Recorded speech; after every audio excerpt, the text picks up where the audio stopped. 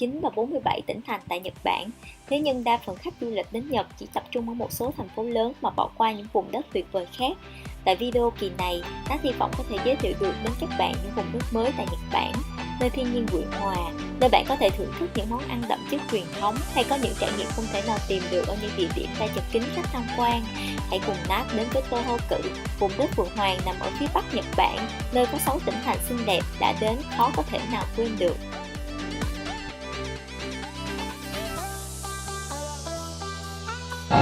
Bây giờ thì Nat đang ở Tokyo và chuẩn bị bắt Shinkansen để đi đến Tohoku.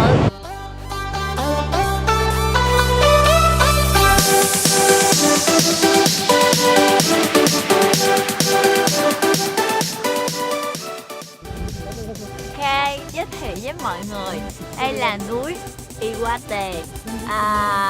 Hiện tại thì Nhiếp đang đứng ở 1260 mét. Rất là đẹp nha. 1500 mét trên đỉnh Iwate. Rất là đẹp, tuyết rất là dày. Đúng vậy, vô cùng lạnh. Và không có che chắn gì nhiều mà trên một chiếc áo mưa vừa được cấp.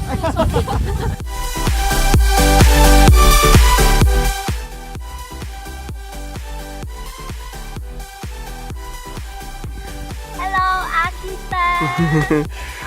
Ở đây là vườn hoa tulip cực kỳ đẹp. Ở trên đường đến với cái Akita, ở đây có rất là nhiều giống tulip, từ một hoa cho đến rất là nhiều hoa, và mọi người thấy không, rất là đẹp. I love Akita.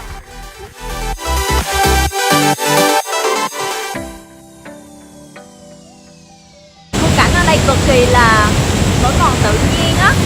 Tôi dòng họ bảo tồn sự tự nhiên rất là tốt luôn á. Chẳng hạn như theo như được biết thì ở đây nếu mà cây không có gãy á thì tất cả đều được để giữ nguyên vị trí á, để giữ gìn cái sự thiên nhiên của nơi này.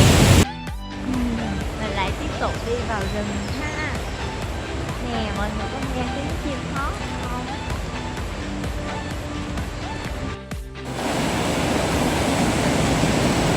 Một xoáy nước cực kỳ đẹp ở cái khu vực quốc gia này. Mọi người cùng xem nè. Nào mình qua ha. Nước trong xanh nè, một thứ cây cỏ ở đây rất là lên và rất là mát mát.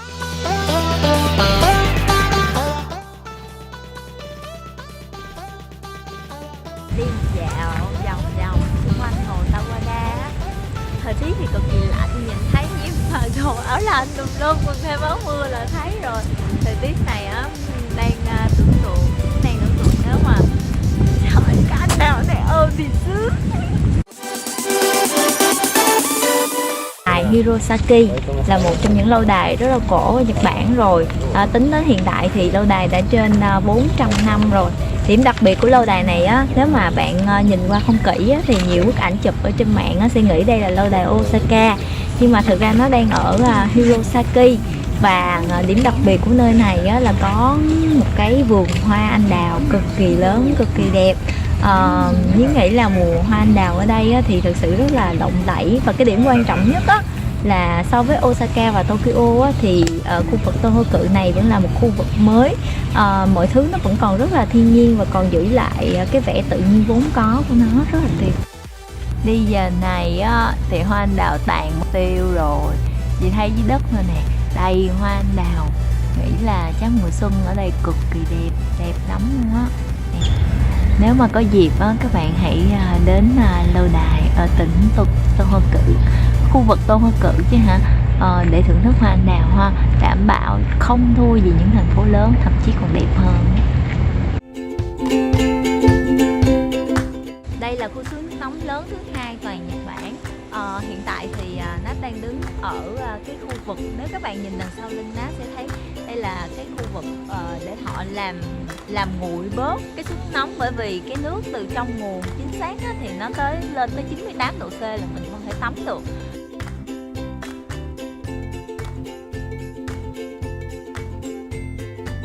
Nó thấy có một điều rất là lạ là người dân á, họ đổ ra hai bên của cái con suối nước nóng này á, họ nằm ngủ rồi họ sinh hoạt này nọ, thì ban đầu mình cũng không biết là tại sao, nhưng sau đó thì được giải thích là bởi vì cái nền đá này là một cái nền đá đặc biệt, chứa khoáng chất, chứa những cái khoáng chất mà người ta cho rằng nó có thể hỗ trợ cho việc điều trị ung thư.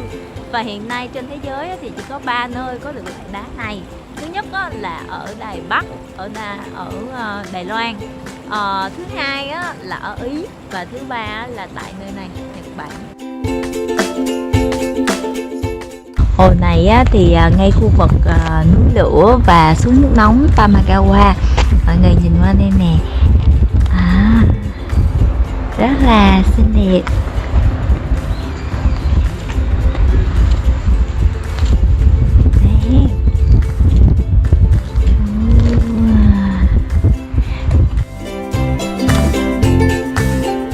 Khi mà bạn vào nhà cổ như thế này á, thì những cái góc chụp á, nó luôn mang một cái linh hồn riêng. Khi mà chụp vào á, thì mình cảm nhận được là cái bức ảnh của mình nó sâu hơn. Mình đang đi dạo ở trong ngôi làng Samurai.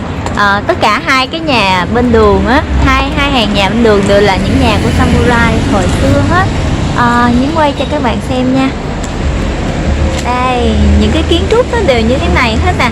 Cái cảm giác mà mình mặc một bộ kimono, mình đi dạo bước ở trên một cái khu phố đầy tính chất lịch sử như thế này á, cảm giác trong lòng mình cảm thấy rất là bình yên á, thấy thời gian như chậm lại, và giống như là mình bị cuốn vào quá khứ hồi nào mình cũng không hay biết. Một cái cảm giác rất là tuyệt vời, và những nghĩ là nếu mà các bạn có dịp đến với Nhật Bản, và đặc biệt là tỉnh Tohoku á, hãy đến tham quan nơi này, cảm nhận cái sự thay đổi của thời gian và cái dòng chảy tuyệt vời của nó.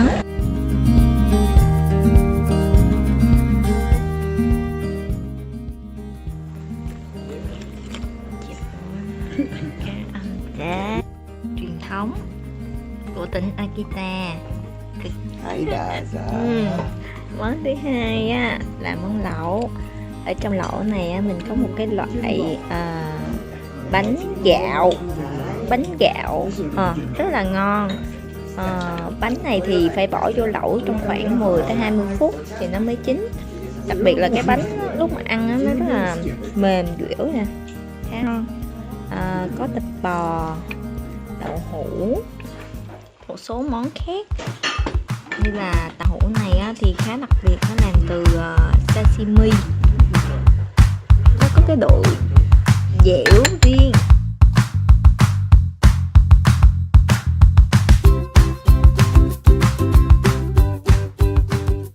Chào với mọi người, đây là Tuyết. Đây cũng là lần đầu tiên chị thấy Tuyết. Thật ra Tuyết thì cũng chẳng có gì đặc biệt hết á, như đá vào thôi à.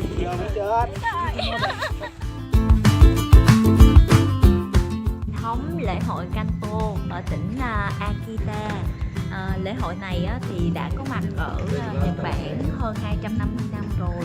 Ban đầu ở những cái thời kỳ đầu của Nhật Bản thì lễ hội mang tính chất là thể hiện sức mạnh của người đàn ông, nhưng mà bây giờ thì lễ hội ngoài ra còn để thắp sáng cả bầu trời Nhật Bản. Thì những cái hoạt động ở lễ hội chẳng hạn như là nếu mà các bạn thấy thì sẽ thấy là có những cái cây, có những cái cây cột dài như vậy là mình treo hàng loạt đèn lồng lên, và tùy theo lứa tuổi thì sẽ có cây to hay là cây nhỏ, và người ta sẽ có nhiều cách để người ta có thể cầm những cái cây này, chẳng hạn như mình để lên tay giữ thăng bằng, để lên đầu, hoặc là để ở eo, hoặc là để ở cổ, thì tùy theo họ sẽ thi với nhau hàng năm, diễn ra từ ngày 3 tới ngày 6 tháng 8 hàng năm. Thì cái độ khó của cái việc mà mang những cái cây đèn như vậy á, là càng ngày á, cái cây mang như vậy nè, có thể cho các bạn coi cái cây mang này nè, đó thì nó sẽ được gắn dài ra hơn, và độ khó sẽ ngày càng cao hơn. Đây là một cái lễ hội đặc biệt và là một trong những lễ hội lớn nhất của Nhật Bản. Thì Nát nghĩ nếu mà có cơ hội thì các bạn có thể tham gia cái lễ hội này nhé. Michael là gây xa tập sự thì hiện tại để làm visa là tiêu chuẩn cực kỳ khó, và toàn tỉnh Akita hiện tại thì chỉ có 30 cô, mà trong hôm nay á, thì ngay buổi biểu diễn này sẽ tập đến 20 cô rồi. Rất là may mắn cho Nat có thể tham gia cái buổi biểu diễn này. はいさっさはいなほな秋田名物まじほりはだはだおがれおがふりこのしろし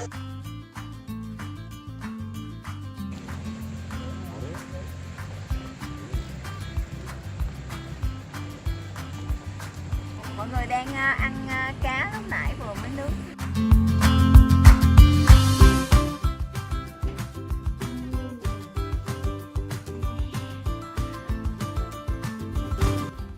Và giờ thì còn chần chừ gì nữa, đi thôi nào.